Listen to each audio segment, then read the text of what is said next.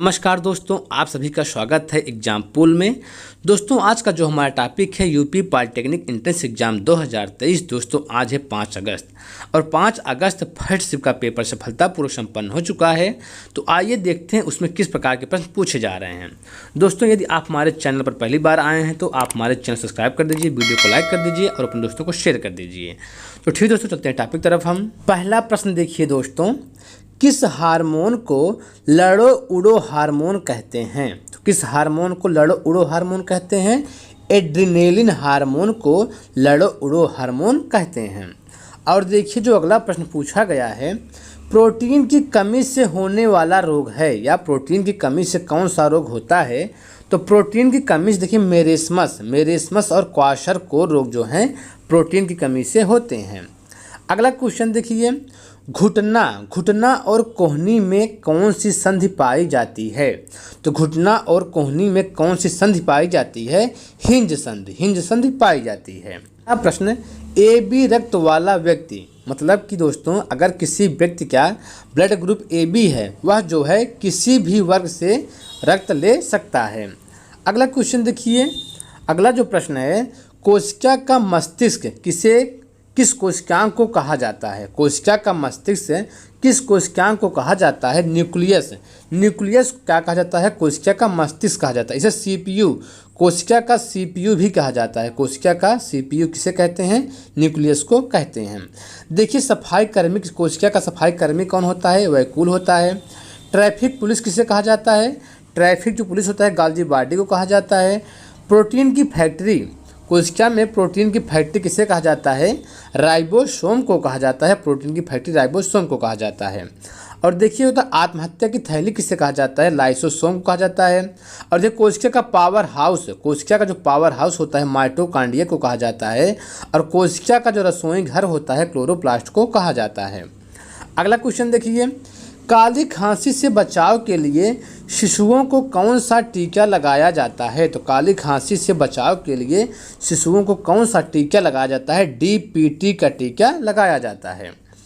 अगला क्वेश्चन देखिए, मानव मस्तिष्क का कौन सा भाग बुद्धि स्मृति और भावनाओं का केंद्र होता है? तो कौन सा भाग कौन सा होता है? मानव मस्तिष्क का कौन सा भाग बुद्धि स्मृति और भावनाओं का केंद्र होता है? सेरिब्रम होता है।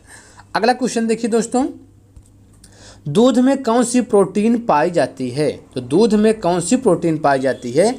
दूध में केसीन प्रोटीन पाई जाती है। देखिए जो भैंस का दूध होता है, भैंस का दूध कैसा होता है? सफ़ेद होता है। तो केसीन प्रोटीन के कारण ही जो है भैंस का दूध सफ़ेद होता है। और देखेंगे कि गाय का दूध हल्का पीला होता है, वह कैरोटीन के कारण जो होता है गाय का दूध हल्का पीला होता है। और जो भैंस का दूध सफ़ेद होता है केसीन प्रोटीन के कारण भैंस का दूध सफ़ेद होता है। अगला क्वेश्चन देखिए, रॉकेट प्रक्षेपण न्यूटन के किस नियम से संबंधित है? रॉकेट प्रक्षेपण जो है न्यूटन के किस नियम से संबंधित है? तीसरे न्यूटन के तृतीय नियम से संबंधित है। अगला क्वेश्चन देखिए, विषाणु द्वारा होने वाला रोग है, कौन सा रोग है जो विषाणु से होता है? जुकाम कैसा रोग है? विषाणु द्वारा होने वाला रोग है। और देखिए विषाणु से कौन कौन से रोग होते हैं? वायरस से एड्स किससे होता है? वायरस से। रेबीज, चेचक, पोलियो, खसरा, हेपेटाइटिस ये सब क्या हैं? ये सब जो हैं वायरस से होने वाले रोग हैं। अगला क्वेश्चन देखिए, शरीर के किस भाग में पित्तरस का उत्पादन होता है? शरीर के किस भाग में पित्तरस का उत्पादन होता है? यकृत में जो है पित्तरस का उत्पादन होता है। अगला क्वेश्चन देखिए दोस्तों, हवा में ध्वनि तरंगें होती हैं, तो कैसे होती हैं? अनुदैर्घ्य तरंगें। हवा में जो तरंगें होती हैं अनुदैर्घ्य तरंगें होती हैं। अगला क्वेश्चन देखिए, मानव शरीर में विटामिन ए भंडारित होता है। तो मानव शरीर में जो विटामिन ए भंडारित होता है कहाँ होता है? यकृत में होता है। और विटामिन ए का रासायनिक नाम क्या है? रेटिनॉल है। विटामिन ए का रासायनिक नाम क्या है? रेटिनॉल है। अगला क्वेश्चन देखिए, घोंघा और सीपी किस संघ का जंतु है? तो घोंघा और सीपी किस संघ का जंतु है? मोलस्का संघ का जंतु है। अगला देखिए जो प्रश्न है, मानव शरीर में सबसे बड़ी अंतः ग्रंथि है। देखिए यहाँ पे क्या अंतः ग्रंथि, तो मानव शरीर में सबसे बड़ी जो अंतः ग्रंथि है क्या है, थायराइड है, थायराइड। ठीक है, तो मानव शरीर में सबसे बड़ी अंतः ग्रंथि थायराइड है। और मानव शरीर की जो सबसे बड़ी ग्रंथि है क्या है, यकृत है। मानव शरीर से बड़ी ग्रंथि यकृत होती है। अगला क्वेश्चन देखिए दोस्तों, चुंबकीय क्वांटम संख्या निर्धारित करती है। तो चुंबकीय क्वांटम संख्या निर्धारित करती है, क्या निर्धारित करती है, कक्षकों का अभिविन्यास जो है निर्धारित करती है। अगला प्रश्न, रेबीज रोग से शरीर का कौन सा तंत्र प्रभावित होता है। अब देखिए शरीर का कौन सा तंत्र, तो रेबीज रोग से शरीर का कौन सा तंत्र प्रभावित होता है, तंत्र, क्या तंत्र प्रभावित होता है। देखिए जो रेबीज रोग होता है, रेबीज जो रोग होता है पागल कुत्ता, पागल सियार, पागल भेड़िए के काटने से होता है।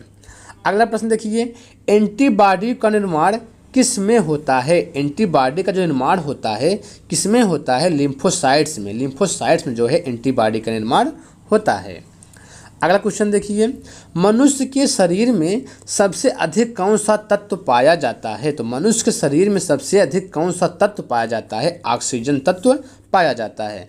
दोस्तों वीडियो को लाइक कर दीजिए।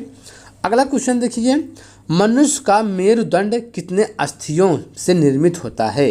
जो मनुष्य का मेरुदंड होता है कितने अस्थियों से निर्मित होता है, 33 अस्थियों से निर्मित होता है।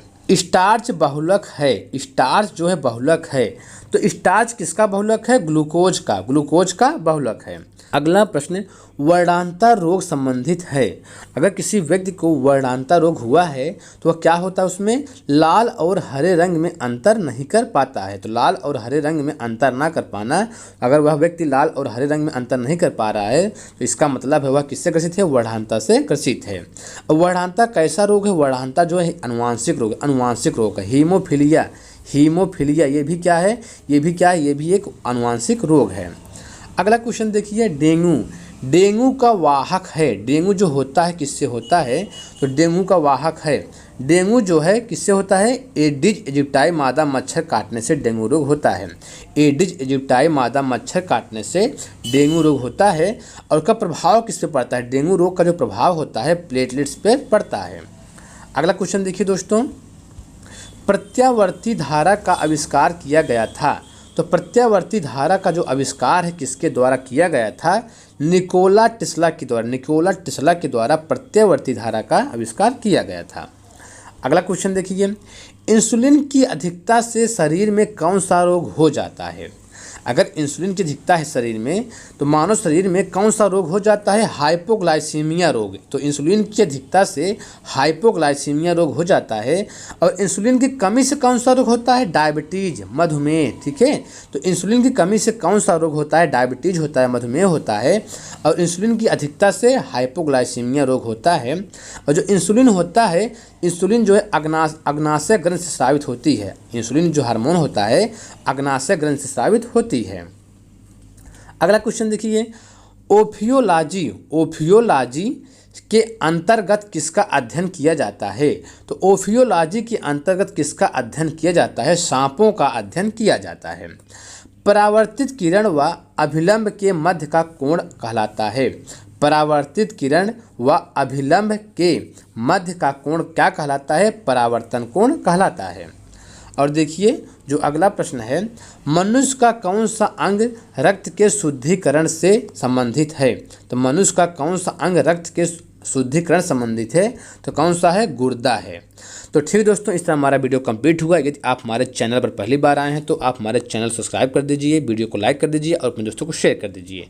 तो ठीक दोस्तों, इस वीडियो में इतना ही।